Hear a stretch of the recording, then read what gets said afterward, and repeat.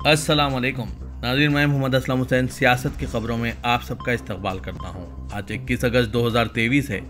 Islamic तारीख के हिसाब से आज 3 सफ़र 1445 हिजरी है। पेश है आज की कुछ अहम खबरें। चांद की सतह पर विक्रम लैंडर की बाहिफाजत लैंडिंग के लिए जमुना नदी पर आज पीर की सुबह खुसूसी दुआओं और रसूमात अदा की गई। भारत के चंद्रयान 3 मिशन की कामयाबी के लिए दरिया के किनारे खुसूसी हवन पूजा की गई। पिछली बार तो हम नाकाम हुए, लेकिन आज यानी 23 अगस्त को हिंदुस्तान को कामयाब होना है और इसके लिए साइंस और टेक्नोलॉजी में अपनी तमाम तर सलाहियतों के साथ हम चाहते हैं कि खुदाई ताकतें हमारे साथ हों और इसके लिए हम हवन की ये रस्म मुनक्किद कर रहे हैं। राहुल राज, जिसने दुआया प्रोग्राम का एहतमाम किया था, उन्होंने ये बात कही। इस खबरनामे को MS एजुकेशन की जानिब से स्पॉन्सर किया जा रहा है। MS Education Academy is more than a school. It's a mission to empower humanity through education. We provide quality education to our students while nurturing moral values in them. MS Education Academy is a community of learners who contribute to the society, the nation and the world at large. Hindustan से बाहर दुनिया की सबसे बड़ी India day parade का आगाज America के New York शहर में मुनक्किद हुआ। इस जश्न में हिंदुस्तानी अमेरिकी कम्युनिटी के अरकान पर मुश्तमिल बड़े फ्लोट्स और मार्चिंग ग्रुप्स का मुशाहिदा किया गया। इस प्रोग्राम की हिमायत करने वाले डायनासोरा के मुतअद्दिद अरकान थे, जिनमें रूहानी गुरु श्री श्री रविशंकर, अदाकार समंथा रुथ प्रभु, जैकलिन फर्नांडिस और न्यूयॉर्क सिटी के मेयर एरिक एडम शामिल थे। परेड का आगाज आज न्यूयॉर्क में 38वें स्ट्रीट और मेडिसन एवेन्यू पर हुआ। इसका एहतमाम फेडरेशन ऑफ इंडिया एसोसिएशन ने न्यूयॉर्क में 41वें आलमी सबसे बड़े इंडिया डे परेड के हिस्से के तौर पर किया।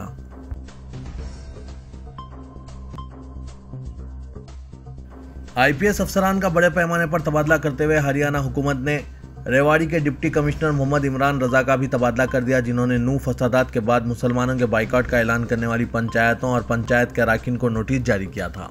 हरियाणा हुकूमत ने इस पर उठने वाली आवाज़ों पर कहा है कि मामूल के मुताबिक तबादले किए गए हैं। मजमूई तौर पर 7 अजला के डिप्टी कमिश्नरों का भी तबादला किया गया है। इमरान रजा ने अप्रैल के महीने में ही रेवाड़ी में डिप्टी कमिश्नर के तौर पर चार्ज संभाला था। वो सिर्फ 18 महीने इस ओहदे पर फायद रह सके। अब इन्हें जिंद का डिप्टी कमिश्नर बनाकर भेज दिया गया, जबकि रेवाड़ी के नए डिप्टी कमिश्नर गुड़गांव वेस्ट के DCP दीपक सहारन को बनाया गया है। हरियाणा चीफ सेक्रेटरी संजीव कौशल के जरिए जारी किए गए तबादले के हुक्म का दिफा करते हुए हरियाणा हुकूमत ने कहा है कि यह मामूल की ट्रांसफर पोस्टिंग है, जबकि सब जानते हैं कि मुसलमानों के बाइकआउट पर पंचायतों को नोटिस जारी करने पर डिप्टी कमिश्नर मोहम्मद इमरान रजा का तबादला किया गया है। हरियाणा के नूह में हुए तशद्दुद को लेकर दिल्ली के जंतर मंतर पर मुनक्किदा महापंचायत में हंगामा बर्पा हो गया। इस महापंचायत में महामंडलेश्वर यति नरसिम्हानंद ने इश्तियाल अंगेज तकरीर की। इस पर दिल्ली पुलिस ने एहतियाती इक़दाम के तौर पर महापंचायत को रोक दिया। इसके साथ ही नरसिम्हानंद को पंचायत से दूर ले जाया गया। इस दौरान पुलिस ने इसको मीडिया से बात करने की भी इजाज़त नहीं दी। यह महापंचायत ऑल इंडिया सनातन फेडरेशन ने बुलाई थी, जिसमें हरियाणा के गाय के मुहाफिज मोनू मानेसर और बिट्टू बजरंगी के बारे में बात की गई। यहां दिल्ली पुलिस ने इस पंचायत की वीडियोग्राफी करवाई। इस मौके पर पुलिस ने मुदाखलत की और प्रोग्राम को रोक दिया। हिंदू सेना के सदर विष्णु गुप्ता ने अपनी तकरीर का आगाज हरियाणा में बीजेपी की बरसर इख्तिदार हुकूमत को नूह में झड़पों को रोकने में नाकामी और इस इलाके को साफ सुथराई करने में नाकाम होने पर तनकीद करते हुए किया। उन्होंने कहा कि नूह दिन ब दिन साइबर क्राइम का मरकज बनता जा रहा है। गुप्ता ने मुजरिमों के जहनों में खौफ पैदा करने के लिए नूह में CRPC कैंप या आर्मी छावनी के क़याम का मुतालबा किया। हिंदू सेना के सरबराह ने ऐलान किया कि जब तक एक भी मुसलमान इस मुल्क में रहेगा, तकसीम अधूरी रहेगी। यह मुल्क 1947 में मजहब की बुनियाद पर तकसीम हुआ था और जब तक एक भी मुसलमान इस मुल्क में रहेगा, तकसीम अधूरी रहेगी।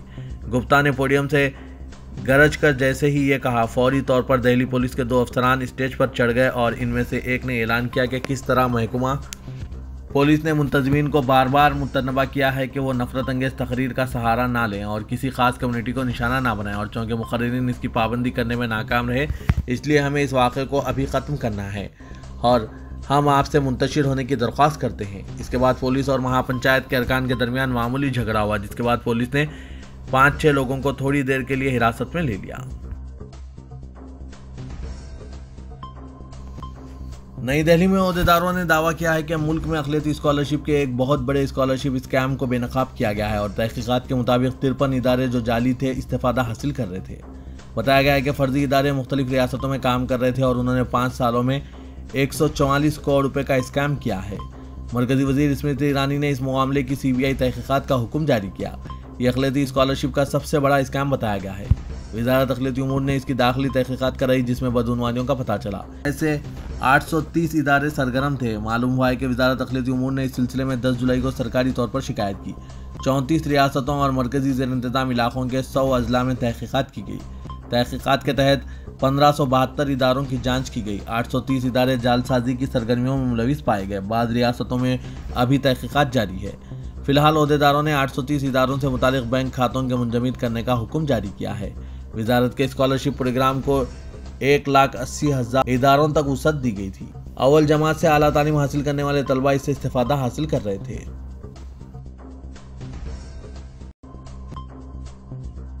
स्पेशल सेल के अंदरूनी ज़राए का दावा है कि जराइम पेशा सरगना लॉरेंस बिश्नोई ने बॉलीवुड सुपरस्टार सलमान खान को हलाक करने की सुपारी अपने भाई और साथी जराइम पेशा अनमोल बिश्नोई को दिया है। लॉरेंस बिश्नोई ने सलमान खान को हलाक करने की 3 कोशिशें की थी, जो नाकाम रही। जराइम पेशा संपत नेहरा, दीपक और टेनू अपने मिशन में नाकाम रहे। बादशाह लॉरेंस बिश्नोई ने यह काम अपने भाई अनमोल को देने का फैसला किया। ज़राए ने यह भी बताया कि लॉरेंस गैंग ने तुर्की के बने ज़ेगना पिस्टलों के बजाय जर्मनी के बने PS-30 पिस्टल इस्तेमाल करना शुरू कर दिया है। ये पिस्टल 8 से 10 लाख रुपए में खरीदे गए हैं। लॉरेंस बिश्नोई गैंग को यह हथियार अपने गैर मुल्की साथियों से मिल रहे हैं। अमेरिका में रहने वाले रंजीत दोपला का लॉरेंस बिश्नोई गैंग के अरकान से रब्त ज़ब्त है। वो साबिक़ में पंजाब का जराइम पेशा सरगना था, जो अमेरिका फरार हो गया था। वो अब बैनुल-अक़वामी असला डीलर है। जमात उल हिंद के मुअम्मर रहनुमा, महाराष्ट्र जमात की कानूनी इमदाद कमेटी के सेक्रेटरी दहशतगर्दी के इल्ज़ाम में माखूज बेकसूर मुलज़िमीन के मसीहा अलहाज गुलजार अहमद आज़मी को इतवार की शब में सोगवारों के हुजूम में नम आंखों से सुपुर्द-ए-खाक कर दिया। मरहूम की नमाज जनाजा बाद नमाज इशा पैरून में उनके घर के करीब ही अदा की गई, जिसमें हज़ारों की तादाद में सोगवारों ने शिरकत की। दिल्ली से तशरीफ लाए जमात उल हिंद के जनरल सेक्रेटरी मुफ्ती साकिब मासूम साहब ने नमाज जनाजा पढ़ी और जनाजा कंधों पर बड़ा कब्रस्तान मैरिन लाइन्स ले जाया गया। गुलजार अहमद आज़मी कई दिनों से बेहोशी की हालत में बाइकाला के मसीना अस्पताल में भर्ती थे। इतवार की दोपहर उन्होंने आखिरी सांस ली। मरहूम के पसमानदगान में 6 बेटे और 2 बेटियां हैं। एक बेटी का पहले ही इंतकाल हो चुका है।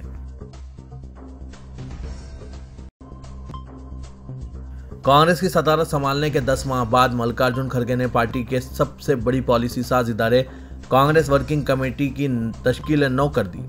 84 अरकान पर मुश्तमिल इस कमेटी में उन्होंने जहां अपने मुकाबिल पार्टी की सदारत का इलेक्शन लड़ने वाले शशि थरूर को शामिल किया, वहीं राजस्थान में बाग़ाना तेवरों का मुजाहरा करने वाले नौजवान लीडर सचिन पायलट को भी जगह देकर इन पर मुकम्मल एतमाद का इजहार किया। सबको साथ लेकर चलने के अज़्म का मुजाहरा करते हुए मल्लिकार्जुन खड़गे ने CWC में सीनियर लीडर आनंद शर्मा और मुकुल वासिंग को भी शामिल किया है। आनंद शर्मा, मुकुल वासिंग और शशि थरूर का शुमार G23 में होता रहा है। ये वो लीडर हैं जो खुलकर पार्टी क़यादत पर तनकीद कर चुके हैं और सोनिया गांधी को बाकायदा खत लिखकर पार्टी लीडरशिप के तर्ज अमल पर सवाल उठा चुके हैं। मुल्क में महंगाई अब शबाब पर है। सब्जियों के साथ गेहूं की कीमतों में भी इजाफा हो रहा है, जिससे आम आदमी का जीना दुश्वार हो रहा है। वहीं मरकजी हुकूमत ने गुज़िश्ता रोज़ प्याज की बरामदात पर 40% की भारी ड्यूटी आयद की है, ताकि प्याज की बढ़ती हुई कीमतों पर काबू पाया जा सके और मुकामी बाजार में सप्लाई को बेहतर बनाया जा सके। वजारत खजाना ने 31 दिसंबर 2023 तक प्याज पर 40% एक्सपोर्ट ड्यूटी लगाने का नोटिफिकेशन जारी किया है। वजारत खजाने के नोटिफिकेशन में कहा गया है कि हुकूमत प्याज की बरामदात पर 31 दिसंबर 2023 तक 40% ड्यूटी आयद करेगी। बरामदी ड्यूटी इन रिपोर्टों के दरमियान आई है कि सितंबर में प्याज की कीमतों में इजाफे का इम्कान है। इससे कबल 11 अगस्त को मरकजी हुकूमत ने अपने बफर स्टॉक से अहम सब्जियों को जारी करना शुरू कर दिया था। मरकजी हुकूमत ने पहले फैसला किया था कि 2023-24 के सीजन के लिए 3 लाख टन प्याज को बफर स्टॉक के तौर पर रखेगी।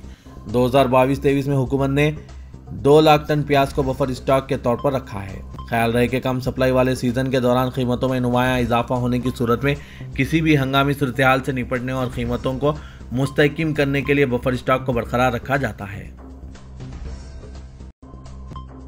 सदर जमात उल हिंद मौलाना अरशद मदनी ने अपने रंज व गम का इजहार करते हुए कहा कि गुलजार आज़मी इंतहाई कम उम्री में शेखुल इस्लाम मौलाना सैयद हुसैन अहमद मदनी और जमात उल हिंद से वाबस्ता हुए। और अपनी पूरी जिंदगी मुल्क व मिल्लत की खिदमत में सर्फ कर दिया।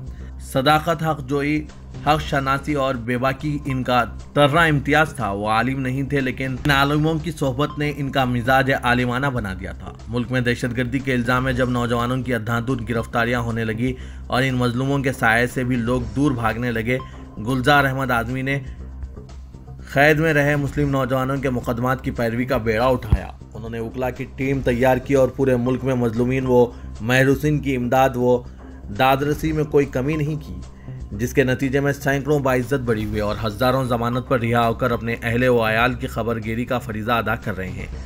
मौलाना अरशद मदनी ने कहा कि इनकी रहलत से ऐसा खला पैदा हुआ है जिसका पुर होना मुश्किल है। इन सिफात का हामिल दूसरा कोई नज़र नहीं आता। इनके ये कारनामे इंशाअल्लाह ताला इनकी मग़फ़िरत और तरक्की दर्जात का जरिया बनेगी। मैं विरसा और इनके चाहने वालों से ताज़ियत करता हूँ और मिल्लत के बही ख्वाहों और हमदर्दान नेज़ जमाती अहबाब से मरहूम के लिए मग़फ़िरत और तरक्की दर्जात दुआ की दरख्वास्त करता हूँ।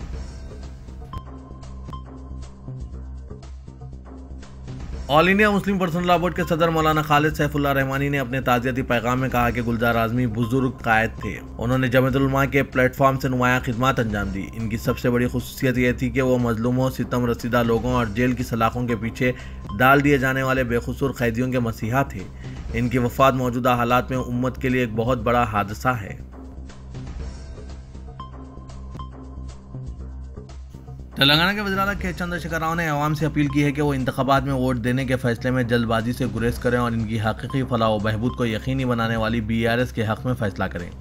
चीफ मिनिस्टर के चंद्रशेखर राव आज एक रोज़ा दौरे पर सूर्यापेट में मुख्तलिफ तरक्याती प्रोग्राम्स में शिरकत की। KCR ने कहा कि इंतखाबात आते ही नए भिखारी मैदान में आ जाते हैं और अपनी चालबाजियों से अवामी तायद हासिल करने की कोशिश करते हैं। ऐसे अफराद पर अवाम को भरोसा नहीं करना चाहिए। चीफ मिनिस्टर ने सूर्यापेट में नए कलेक्ट्रेट दफ्तर, SP इमारत, नए BRS ऑफिस इमारत और मेडिकल कॉलेज का इफ्तिताह अंजाम दिया। इस मौके पर जलसे से खिताब करते हुए KCR ने कांग्रेस व BJP को शदीद तनकीद का निशाना बनाया और कहा कि दोनों पार्टियां अवाम को इख्तिदार का एक मौका देने की अपील कर रहे हैं। इन पार्टियों को 50 साल मौका दिया गया था, उस वक्त उन्होंने क्या किया? चीफ मिनिस्टर ने कहा कि कांग्रेस में कई कायदीन ऐसे हैं जो सूर्यापेट से ताल्लुक़ रखते हैं और उन्होंने वजीर की हैसियत से काम किया है। उन्होंने सूर्यापेट की तरक्की पर कोई तवज्जो नहीं दी। हैदराबाद शहर में ट्रैफिक के मसाइल को हल करने के लिए रियासती हुकूमत की जानिब से अनथक जद्दोजहद की जा रही है। शहर के तमाम अहम सड़कों और चौराहों को ट्रैफिक के लिए मुनासिब बनाने खुसूसी हिकमत अमली के तहत इक़दाम किए जा रहे हैं। BRS हुकूमत के इख्तिदार में आने के बाद से SRDP स्कीम के तहत शहर के तमाम मुकामात पर ट्रैफिक को आसान बनाने के लिए फ्लाईओवर्स, अंडर पासेस की तामीर का एक सिलसिला शुरू किया गया। अभी तक शहर में 35 प्रोजेक्ट्स का इफ्तिताह अमल में आ चुका है और 36वें प्रोजेक्ट के तौर पर इंदिरा पार्क स्टील ब्रिज का KT रामाराव ने गुज़िश्ता दिन इफ्तिताह अंजाम दिया। 450 करोड़ रुपए की लागत से ये स्टील ब्रिज इंदिरा पार्क से VST तक 2.5 किलोमीटर तवील बनाया गया और ब्रिज को साबिक वजीर नयनी नरसिम्हा रेड्डी से के नाम से मौसूम किया गया। इस फ्लाईओवर के अवाम के लिए खुलने के साथ ही VST junction, RTC cross road और इंदिरा पार्क क्रॉस रोड पर ट्रैफिक के मसाइल खत्म हो गए हैं। BJP के कौमी जनरल सेक्रेटरी व रुकन पार्लियामेंट करीमनगर बंडी संजय ने कहा कि BJP की आला क़यादत बहुत जल्द तेलंगाना में असेंबली इंतखाबात के पेश नज़र उम्मीदवारों की फहरिस्त जारी करने वाली है। उन्होंने कहा कि इस मरतबा तेलंगाना में BJP का इख्तिदार यकीनी है। अवाम चंद्रशेखर राव हुकूमत को मुनासिब सबक सिखाने बेचैन है। बंडी संजय ने कहा कि चीफ मिनिस्टर चंद्रशेखर राव फिर एक मरतबा तेलंगाना के जहदकारों को धोखा देने की तैयारी कर रहे हैं। उन्होंने तेलंगाना के हुसूल के लिए जद्दोजहद करने वालों को मशवरा दिया कि वो चीफ मिनिस्टर के बातों में ना आए, वरना फिर एक मरतबा धोखा का शिकार हो जाएंगे। Telangana state aided colleges joint action committee के कायदीन ने दारुस्सलाम में अकबरुद्दीन अवैसी कायदे मजलिस मुखन्ना पार्टी से मुलाकात करते हुए कॉलेजेस में एडेड स्टाफ की खिदमात को महकमा आला तालीम में जम करने से मुतालिक जो आवाज़ बुलंद की, इसका तहे दिल से शुक्रिया अदा किया। GV Krishna Rao, general secretary joint action committee के हमरा एडेड कॉलेजेस के तदरीसी और गैर तदरीसी स्टाफ ने अकबरुद्दीन अवैसी से मुलाकात की। GV कृष्णा राव और डॉक्टर अजीज़ खान ने कायदे मजलिस को बताया कि वो कायदे मजलिस के शुक्रगुजार हैं कि उन्होंने ऐवान असेंबली में इनके मसले को मौसर तरीके से पेश किया, जिसकी वजह से एडेड स्टाफ के मसाइल की बहुत जल्द यकसुई हो जाएगी। जॉइंट एक्शन कमेटी के कायदीन ने अकबरुद्दीन अवैसी से ख्वाहिश की कि वो वजीर फाइनेंस T हरीश राव और प्रिंसिपल सेक्रेटरी फाइनेंस के रामा कृष्णा राव से नुमाइंदगी करके ज़ेर-ए-अल्तवा मसले की यकसुई करवाएं। रियासती असेंबली इंतखाबात में मुसलमानों के सिवा तमाम तबक़ात मुख्तलिफ सियासी जमातों बिलखुसूस कांग्रेस व भारत राष्ट्र समिति में अपने तबक़े के लिए नुमाइंदगी के लिए कोशा हैं, जबकि मुसलमान दोनों ही जमातों में अपना हक तलब करने में बड़ी हद तक नाकाम हो चुके हैं। तेलंगाना में SC, ST और BC तबके के कायदीन अपनी पार्टी में कायदीन को अपने तबकात की नुमाइंदगी को यकीनी बनाने पर मजबूर कर रहे हैं, जबकि मुसलमान अब भी अपने हक के लिए कोशिश के बजाय आपसी इख्तिलाफात का शिकार और अपने उजरा की खुशामद पसंदी में मसरूफ हैं। शहर हैदराबाद के मुख्तलिफ ट्रैफिक जंक्शनों पर भिखारियों के चंद खानदान हर माह 1.5 लाख रुपए से 2 लाख रुपए कमाते हैं। हाँ, ये सच है और आप सही सुन रहे हैं। पुलिस की गदागरों के चंद खानदान के अफराद से पूछताछ के दौरान ये बात सामने आई। इन अफराद को पुलिस ने शहर के मुख्तलिफ ट्रैफिक जंक्शनों पर भिखारी माफिया के खिलाफ कार्रवाई के दौरान पकड़ लिया था। दोनों शहर हैदराबाद और सिकंदराबाद के 3 कमिश्नरेट हैदराबाद, साइबराबाद और रच्चाकुंडे के मुख्तलिफ ट्रैफिक जंक्शनों पर इन भिखारियों माफियाओं का मुकम्मल कंट्रोल रहता है और माफिया के चंद खानदान के अफराद इन जंक्शनों पर भीख मांगते हैं। पूरा खानदान, जिनमें शौहर, बीवी, 4 से 5 बच्चे और मोमरीन शामिल हैं, एक जंक्शन पर भीख मांगते हैं और ये खानदान यहाँ किसी दूसरे भिखारी को भीख मांगने की भी इजाज़त नहीं देता है। खानदान का हर फर्द मजमूई तौर पर रोज़ाना 4000 से 7000 रुपये कमा लेता है। हैदराबाद कमिश्नर टास्क फोर्स के एक ओहदेदार ने यह बात बताई। इस गैंग के ये अफराद Paradise, Jubilee Hill check post, KBR park, Masab tank, Abids रोज, टैंकबैंड, कोठी, वुमेंस कॉलेज, चन्नानगुट्टा और मेहदीपट्टनम को तरजीह देते हैं क्योंकि ये ट्रैफिक जंक्शन इनके लिए बड़ी आमदनी का जरिया है। भीख मांगने के लिए इलाके जात तकसीम किए जाते हैं। तो ये था आज का खबरनामा। दीजिए इजाज़त। अल्लाह हाफिज़।